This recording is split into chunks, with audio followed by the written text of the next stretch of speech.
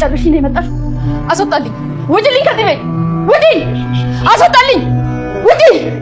ውጪልኝ! ውጪ!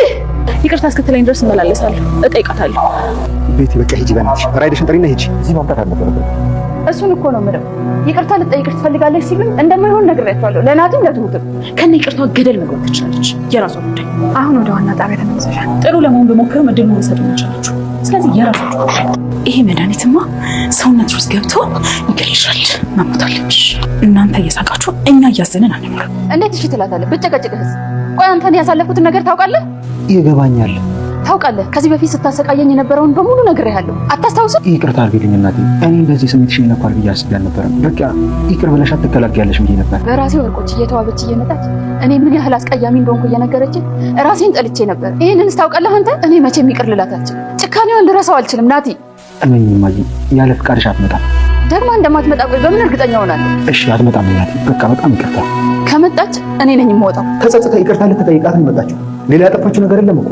በምን ልትጠኛለህ? ከኋላው ሌላ ነገር አልገባኝም። ሌላ ነገር ባይኖር ኖሮ በካደችበት ፍጥነት ይቅርታ ጠይቀም።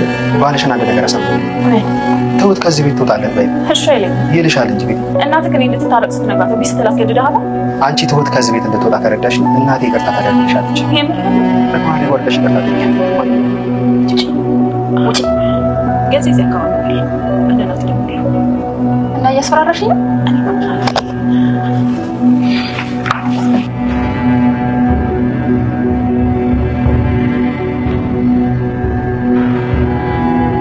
አለሜ እየፈራችሁ ደረሰ። ልትጨርሰኝ ነው ወይ የምትመጣው በማለት በተደጋጋሚ ለትሁትም ሆነ ለናቴ ተናግራለች። ነገር ግን የሰማት የለም። ቤቲ ከልቧ ተጸጽታ ይቅርታ የምጠይቅ በመምሰል አለሜን በመርፌ መረዘቻት። አለሜም ራሷን ስታለች። በህይወት ያለች ሞታለች። እሱን አብረን የምናይ ይሆናል።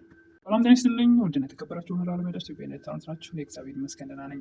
ትሁት ድራማ ክፍል 109 አብረን እናያለን። የባለፈው ክፍል ቤቲ ናቴን አንተ አትውሰደኝ ግን አለሜን ይቅርታ ጠይቅልኝ በማለት አረውስትሻለሁ፣ አሁን ነው መሄድ ትችያለሽ። ምክንያቱም አባትህን ልፈታው አስቤያለሁ። ሲደነግጥ ለምን ደነገጥክ? ከአንተ ህይወት ጋር እኮ የሚያገናኘው ነገር የለም። ምን መሰለሽ ልጠይቅሽ አንድ ነገር እፈልጋለሁ። ምን ያክል ገንዘብ አንቺ ካለ? እኔ ጋር 92% እኔ ጋር ነው ያለው። እየቀለድሽ መሆን አለበት። እኔ ምን አስቀልደኝ? ያውም እንደዛ ማለት እኮ የእናቴ ገንዘብ በሙሉ አንቺ ጋር ነው። ያ ነው ለዛ ነው በአካል ያገኛት የፈለግኩት። የእሷን እሰጣታለሁ፣ የእሷን ደግሞ እወስዳለሁ በማለት እናቴን አሳምና እና ሙሉ በሙሉ የእሷ ነው የሚባለው ነገር ታምኛለሽ? እና አምናለሁ ሙሉ በሙሉ ብልህ አንተስ ቢሆን ታምኛለህ እንዴ? የእሱ ነው የሚወስዳሉ፣ የእሷ ግን ደግሞ ለእሷ ይገባታል። ተዳዋ ቤቲ በቤት ገብቼ ጃኬ ደርቤ ልምጣ በማለት ናቴ እንዲጠብቃት አደረገች። በኋላ በመርፌዋ መርዟን ይዛ ነበር ወደ ናቴ የመጣችው። አቶ ገዙም መድኃኒቱን ያደረገችበት ብልቃጥ እንዲህ ይሄ ነገር ማን ልትገድበት ነው ደግሞ እያሉ አንስተው እጃቸው ላይ ይዞ እየተገረሙ ነበረ። ናቲ ጋር ወደ ቤት ሊሄዱ እንሄዳለን እየተባባሉ ነበር። ቪዲዮ ያለቀው ቀጣዩን ክፍል አብረን ነኝ። ክፍል ናቲ ቤትን እጇን ይዞ ወደ ቤት ሲያስገባ አለሜ ቀጥታ ያስታወሰችው የነበረው እዛ ባዶ ክፍል አድርጋ የሚወድሽ የለም ቦታ ታሳዝኛለሽ፣ ባይወደኝ ልጅ ይወደኛል፣ ታምሪ ማስቀያሚ ነሽ፣ ናትዬ እኮ ቆንጆ ነሽ ብሎኛል፣ እቴ እኮ ሞቷል እያለች ልቧን የሚነካ አእምሮዋን የሚያቆስል ህሊናዋን የሚያቆስል ነገር ከአንደበቷ ከልቧ የሚወጣው ቃል የቤቲ ቅስሟን የሚሰብር ቃላቶች ነበሩ። ቤቲ ስትናገራት የነበረውን አለሜ ስታስታውስ የነበረው ልክ ቤቲን ስታያት ያ ነገር ነበር በአእምሮዋ የተመላለሰው። ያን ነገር በአእምሮዋ ሲመላለስ አለሜ ውጭልኝ ብላ ነበር የጮኸችው። ተረጋጊ በሚላት ሰዓት ናቲ እኔ ተረጋግቻለሁ፣ መረጋጋት አያስፈልግልኝም፣ ይች ልጅ አስወጣልኝ። አስመሳዋ ቤትም ለስለስ ብላ እባክሽን ተረጋጊ፣ ይቅርታ አድርግልኝ እኮ ልጨርሽን የመጣሽው አለሜ ደጋግማ ተናግራለች። ትሁትም ከዚህ በፊት እሷ ይቅርታ ልጠይቅሽ ነው ስትላት በፍጹም ልትጨርሰኝ ነው፣ ናቴም እንደዚሁ ይቅርታ ልጠይቅሽ ነው ስላት ልትጨርሰኝ ነው ብላ በተደጋጋሚ አለሜ ተናግራለች። ያለችው አልቀረም። ናቴም ቤቴን ይዞ ሲወጣ እናቴን ምን አድርገሻት ነው እንደዚህ የሆነችው?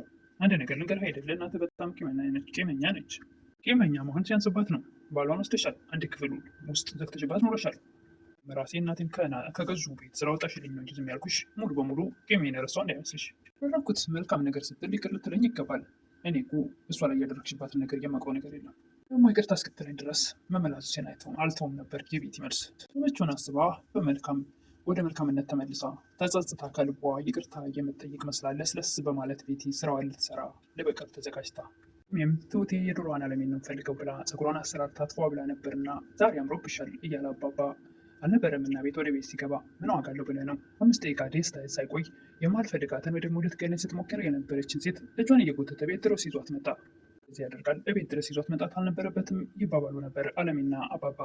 ሆነ ለትሁት ይቅርታ ልጠይቅሽ ትፈልጋለች ሲሉ እንደማይሆን ነግሬያቸው ነበር። ቤቱን ስላየችው ደግሞ ያነፍሰ በላ ሊገል ቢመጣስ? እኔ ያለሁ አልሞትኩም፣ እኔ እያለሁ ማንም አይነካሽም ብለው ነበር አለሜን እንድትረጋጋ ያደረጉት። በአካል አይቻት አይደለምና ሳስባት ራሱ ውስጤ ይረበሻል ነበር የአለሜ መልስ።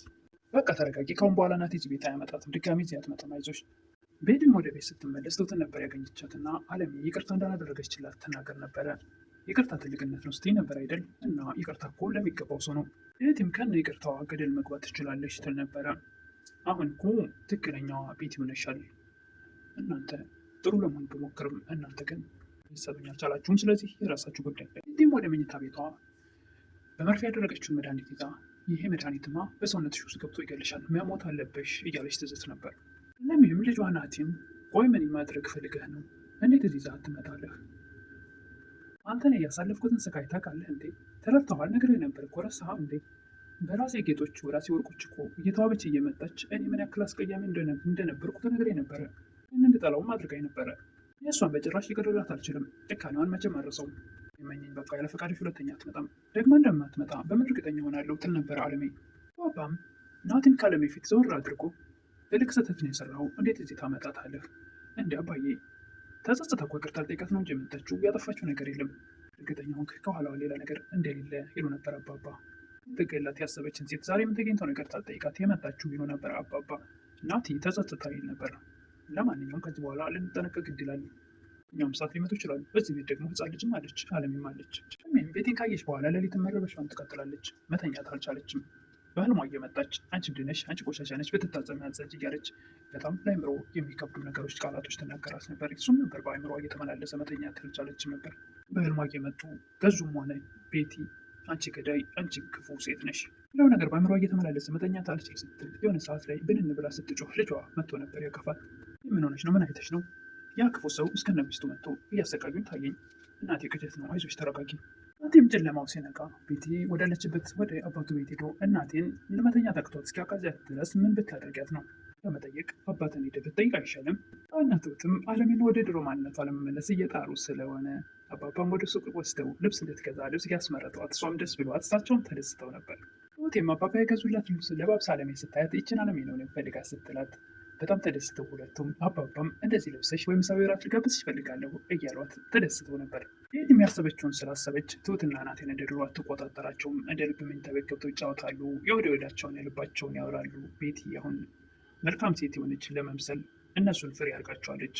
ናቴም ትሁቴ እንደምናፍቃት ስትነግረው ደስ ሲለው እሷም እኔ እኮ ምንም ነገር ተሳክቶልኝ ስለማይሳካ የሚሆን ማን አይመስለኝም ነበረ። እኔ የቤት ሰራተኛ ስለሆንኩ አለሜ በትክክል ወደ ማንነቷ ስትመለስ የኔና ያንተን ግንኙነት የምትደግፈው አይመስለኝም ትል ነበረ። የማይታሰበውን እስካሁን አድርጋው የማታውቀውን ናቲና ትሁት ቤት ውስጥ እያሉ ጥላቸው ትወጣለች። ሰበችውን አስባ ያቀደችውን ስላቀደች ናቲና ትሁትም እንዴት ቤት ውስጥ እያለን ጥላን ሄደች እየተባባሉ እነሱ ይገረሙ ነበር። ነገር ግን እሷ እነሱ መልካም የሆነች ነው የመሰለችው። ትሁትና ናቲም መቼ ራትን ወይ ምሳ እንደሚጋብዛት እየተነጋገሩ ቤቲም እሺ አትልም፣ እሱም ሰውየውም እሺ አይልም። አባት እኮ ቀኝ ግዛት ነው የገዛኝ በምትለው ሰዓት ቤቲማ ታስተካክላለች እኮ ትል ነበረ ትሁት። ግን እናቴ ምን ብታደርጋት ነው እንደዚህ የጨከነችባት? ይቅርታ ያላደረገችላት? ቤቲ ቸኮለቻ፣ በፍጥነት ይቅርታ ትፈለገች። እንዴት እንደዛ ይሆናል? ናቲም ቤቲም በጣም ተቀይረሻል፣ እኔና ትሁትን አንድ ላይ ስታይ ምንም አላልሽም ይላት ነበር። አንተ እኮ ልክ ነበርክ፣ የአባት ሚስት ነኝ፣ ምን ስላስብው አንተ እንደፈለግኩ ትል ነበረ ለስለስ በማለትና በማስመሰል። እናልሁት ጥሩ አመለካከት ሊኖርሽ ይገባል፣ መጥፎ አመለካከት የለኝም። እንግዲያውስ ባልሽን አንድ ነገር አሳምኘው፣ ትሁት ከዚህ ቤት ትውጣልኝ በይው። እሺ አይለኝማ ይልሻል፣ ማሳመን ትችያለሽ። እኔ እንድትታረቅ ስትነግራት እምቢ ስትልህ አስገደድክ እንዴ? ከዚህ ቤት እንድትወጣ ከረዳሽኝ እኔ ደግሞ እናቴ እንድትታረቅሽ አደርጋለሁ በማለት እናቴን ይቅርታው ያን ያክል መፈለግሽ ትልቅ ለውጥ ነው በማለት ናቲ የእውነት እናቱን የምትጎዳው ፈጽሞ አልመሰለውም። ናቲና ትሁትም ለባብሰው ግብዣቸውን በተከታተሉት መሰረት ፏ ብለው ወደ ግብዣ ሄደዋል። ቤቲም ወደ አለሜ ተከስታለች። አለሜ ብቻዋን ናት፣ አባባም ቤት ውስጥ የሉም። ትሁትና ናቲም ሊገባበዙ ወጥተዋል። ልክ ቤቴን ስታያት ምን ልትሰሪ መጣሽ ነበር ያለቻት። ጠይቅሽ ነው የመጣሁት፣ እንግዳውስ ውጭልኝ በፍጹም እዚህ አካባቢ ነው ያለው፣ እነ ናቲ ደግሞ የሉ እና እያስፈራራሽ ነው ነበር ያለቻት። ፈራራዎች ሳይሆን በስርዓት እንድታናገረኝ ነው የፈለግኩት።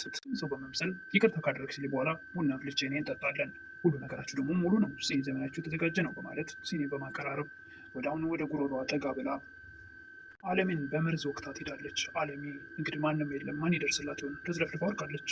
በህይወት አለች አናውቅም። እሱን ትሁትና ናቲ ሌላ ዓለም ውስጥ ናቸው። ለራሳቸው ዘና ፈታ እያሉ ነው። ይሄ ነገር ይከሰታል ብለው በፍጹም አላሰቡም። አባባም የሉም። ይደርሱላት ይሆን አባባ? አለሜ አባባ በደረሱላትና ወይ ምናልባት ሆስፒታል ወስደዋት ምናልባት መድኃኒቱን ሳይመርዛት ቶሎ ትድን ይሆን? ትድን ደስ ይላል። አለሜ ባትሞት ደስ ይላል። አለሜ ከሞተች ከዚህ በኋላ ድራማው ያልቅ ይሆናል እንጂ ያስጠላል በእውነቱ። ምናልባትም አባባ ደርሰው ሕክምና ካላገኘች እዛው ብቻዋን ከቆየች እንግዲህ ምናልባት እናቴም ጸጸቱን አይችለውም። እናቱ የሆነ ነገር ከሆነች በጣም ከባድ ሀዘን ነው የሚሆንበት። ለም ናቲ አባባና ትሁት ራሱ ብዙ መስዋዕትነት ከፍለዋል። እሷን ከዛ ጉድ ለማውጣት ከእነዚህ አውሬዎች። ነገር ግን ዛሬ ላይ ባልጠበቁት መንገድ አለሜን አጥቅታታለች። ዛሬ ቪዲዮ ያለቀው እዚህ ላይ ነው። ለቀጣይ አለሜን አባባ ደርሰው አሳክሟት ደህና እንደምትሆን ተስፋ እናደርጋለን።